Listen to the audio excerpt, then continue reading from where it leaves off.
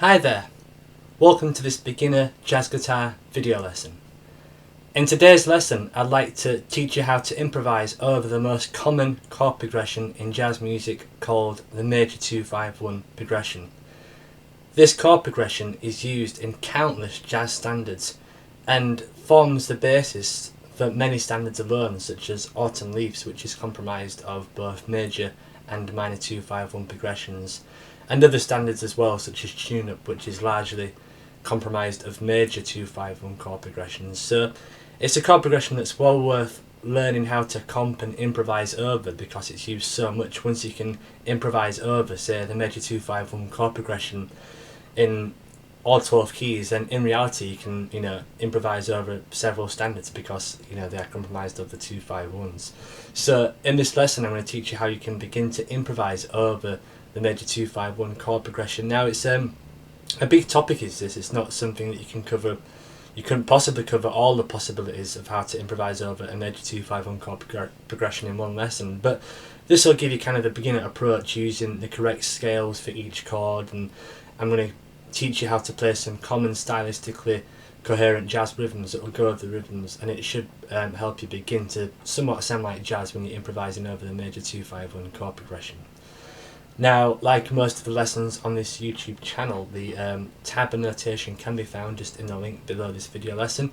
There's also MP3 examples of the rhythms and things that we're going to be talking about on that article, so I suggest that you pause the video, load that article, and then you can follow along with this lesson. So without further ado, let's get zoomed in and check out how to play the major 2-5-1 chord progression. I hope you enjoy this lesson.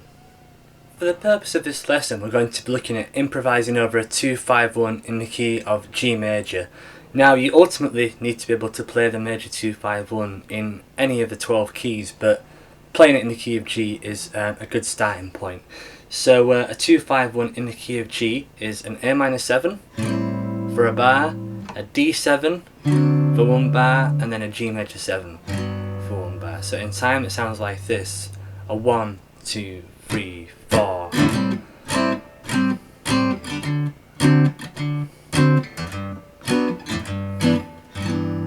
One bar of each chord, and we're going to be looking at improvising over each of these chords using a different scale from the or a different mode from the harmonized major scale modes, such as the Dorian scale. We're going to be looking at using the Dorian scale over the A minor 7 chord, then over the D7 chord we're going to be using the D Mixolydian scale,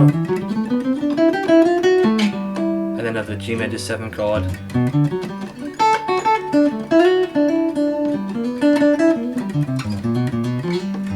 we're going to be looking at using the major scale there as well. Each of the scales used to improvise over the major 2-5-1 progression, we're going to be looking at a 2-octave fingering which you can use. So the first scale we're going to look at is called the Dorian scale, and we're going to use that to improvise over the A minor chord there. And we're going to start this scale on the 5th fret of the E string. The first octave looks like this. It's got the root, 2nd, flat 3rd, 4th, 5th, natural 6, flat 7. That's a 7-note scale. The two notes that are important in this scale are the minor 3rd and also the flat 7th. They separate from, say, a major scale and a major scale and a Mixolydian scale, and it really gives it that minor sound which you're looking for when you're improvising over a minor chord. So that's the first octave there. Second octave starts on 7th fret of the D string, and then you've got the A, B, C, D, E, F sharp, G. Same 7-note scales with the same notes. You can add the root on the top if you want to. And again, the tab for this is on the website if you really want to follow along with it. I suggest that you load that up as well. So probably the trickiest thing about this particular fingering is getting that shift from one scale to another.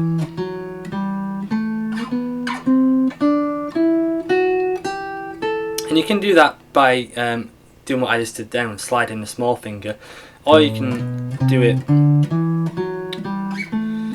by shifting your first finger, which is also a good economical way of doing that as well. And there really is no right or wrong way to do that. It just depends on personal preference, to be honest. And the reason that I've done the 2 octave scales like this is because the fingering is very similar. You know, if you start on the lower octave, you've got 1, 3, 4, 1, 3, 1, 2, 4, and you've got 1, 3, 4, 1, 3, 1, 2, 4. So it's pretty much the same fingering which you can use there on the different string sets, which makes it easy in the long run when you learn all these scales. When you've got these transferable fingerings, makes it a little bit more easier to kind of understand how the guitar neck is, you know, constructed basically. Okay, so that's your A minor Dorian scale. Now the scale which you can use for the Mixolydian scale, again this is you know, on the website, and that kind of looks like this. Sorry if I can play it right.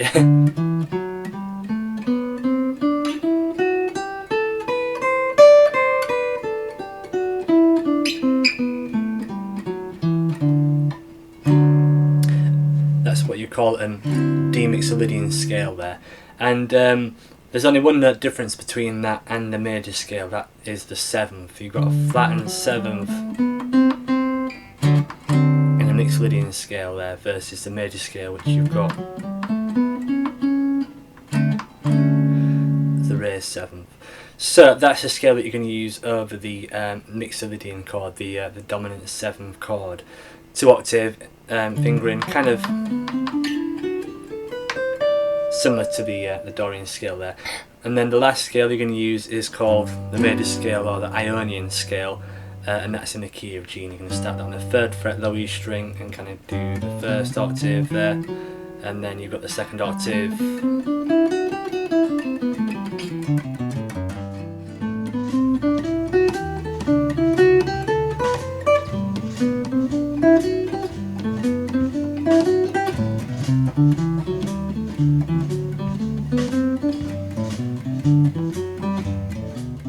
Now that you've got some efficient fingerings for this scale, the next thing to be able to do is to be able to switch between them smoothly. So, as you saw on the video then, I was just simply showing how you could practice descending the scales. So what I was doing there was I was just playing the higher octave first of each scale. I was playing the A Dorian, D Mixolydian, G major scale, and then I left one bar to switch to the low fingering. And that can be quite tricky depending on what level you're at. So, you know, if you find that backing track there, the 251 in G backing track, which is listed and linked in the video underneath the video below, if that's too slow, then you might want to work with a metronome and set that at a slower tempo, say 70, and work your way up to the tempo of that backing track. Or, you know, you could find a slower backing track, or if you've got something like Ariel B, you could, which is an app which has jazz backing tracks, you can slow it down and work up the tempo to around, I recommend trying to get to about 140, 150 beats per minute there. And basically, you know, you should really practice these scales in as many different ways as what you think about, so that they're completely smooth and you can play them second nature. And you can do things like go up one scale, down another one, then up another one again. Okay, so there I went up an A Dorian, down a Mixolydian, down a major scale. You might want to obviously just try going descending on each scale as well. So you could do D Dorian descending, and then the last one will be a G major scale, which you'll play like that. Okay, so you might want to do them all ascending, all descending, and a mix of ascending and descending, so you really feel like you can just switch between them very smoothly, and that is a vital part in being able to improvise over this progression, because you've got to really know the scales are the language in which you improvise with, so you've really got to know these words and this alphabet so that you can form words. So by now you should really have a firm grasp of the scales and how they're played, and you should be able to switch between them smoothly all together, both octaves, like one octave at a time, and then you should be able to do 2 octaves as well. So you've got a nice coherent feel of these scales. So now we're going to look at how you can actually make music with them by looking at some common jazz rhythms. So the first one, we're going to be looking at the higher octave of the Dorian scale, and it sounds like this.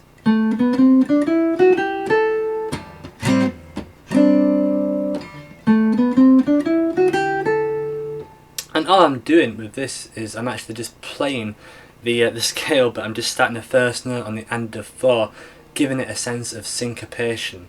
So if I count this in so you can hear how it works rhythmically, it's all based in 8th notes, and it starts on the end of 4, so it goes a 1, 2, 3, 4. Now the key to making this line sound great, and pretty much all the lines and the rhythms in this article, is just simply making sure that the quavers really swing. So you want to make sure that they've got a heavy triplet feel. So probably the best way to kind of get started with that is just to play along with me. But ultimately you should be listening to as much jazz as possible, so you can really absorb that 8th note, that swing 8th note feel. So once more, it goes 1, 2, 3, 4.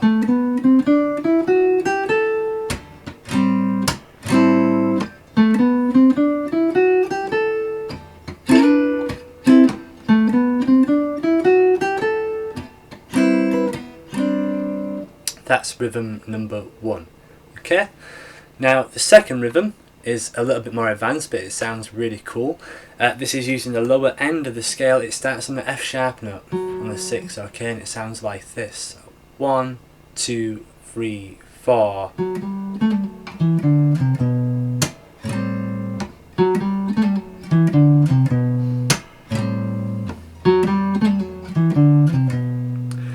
Okay, starting on an F sharp note, then going to a G, and then I've got 2 16th notes, which I'm actually doing as pull-offs.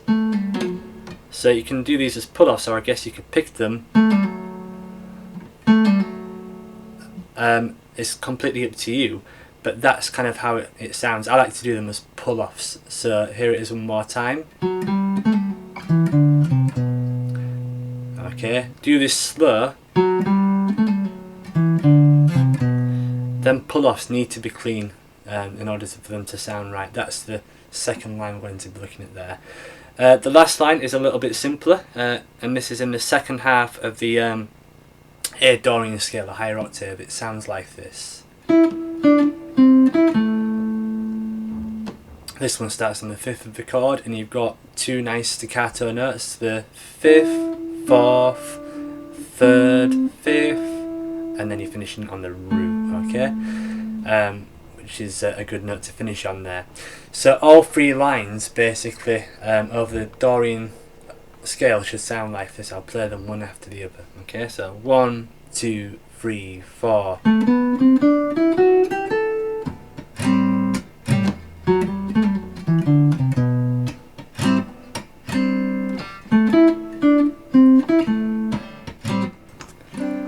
Now that you can play all them lines over a static A minor 7 chord, it's important that you learn these over the 2 remaining chords of the 2-5-1 as well.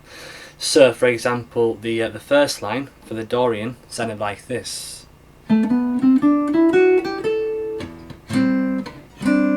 you need to be able to play the same thing over a Mixolydian scale, and that'll sound like this.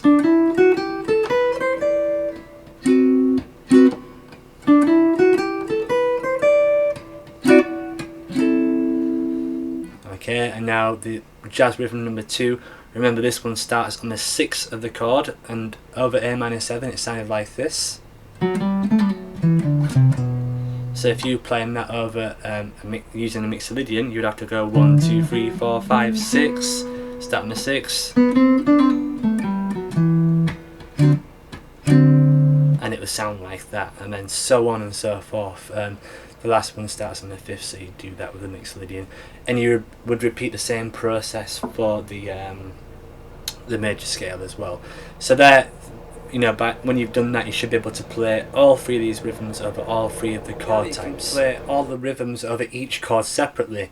It's time to learn how to play over all of the chords together. And the first thing you want to do when you're learning this is to get one rhythm, like the first rhythm we looked at over the Dorian chord, and try to apply that over each of the other scales in time. So slowly, that'll sound like this: a 1, 2, 3, 4.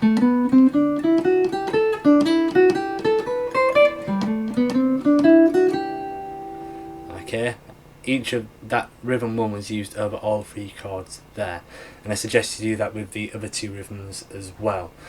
Okay, and now the step after this, the final step, is basically teaching you how to combine different rhythms and scales together, forming probably what sounds more like a proper jazz line at this point, using the rhythms in a musical way, to make it sound as coherent as possible.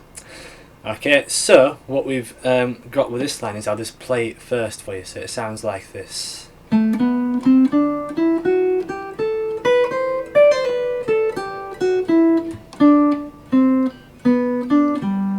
Okay, so rhythm number 1 is used over the Dorian scale, and we're straight into rhythm 2,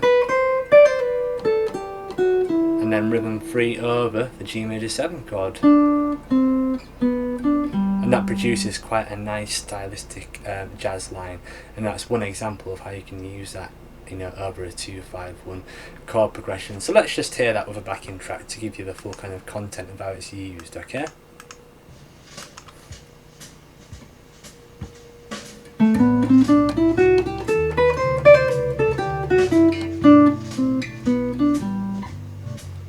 Okay, there it is. So it's quite a full sounding line there. It's quite a burner. So maybe not that one that you would start a solo with. You might start with a more melodic approach to the scales and then kind of throw that in. So I'll give you an example of that as well with the backing track so you can hear what I mean. So you can use the scales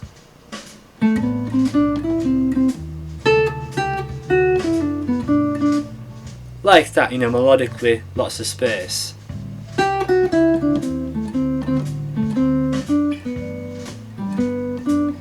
Nice and melodically, and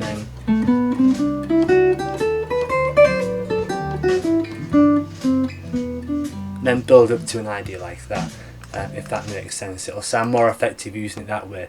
And a very important point is something you should do is when you're playing these scales, don't feel like you're locked into using these rhythms all the time. These are simply just a basis. You want to spend time using these scales by themselves to improvise with, using your own ideas. Really, that would be a good idea as well. As I was doing then, just thinking melodically and simply with the phrases, not trying to play too much to begin.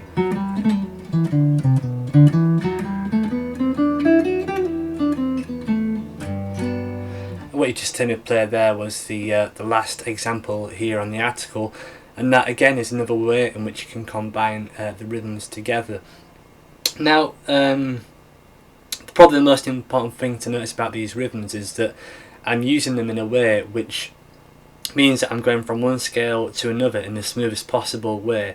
I'm not kind of playing one rhythm and then doing another rhythm, starting somewhere else. I'm keeping it so it's all smooth movements between the fretboards.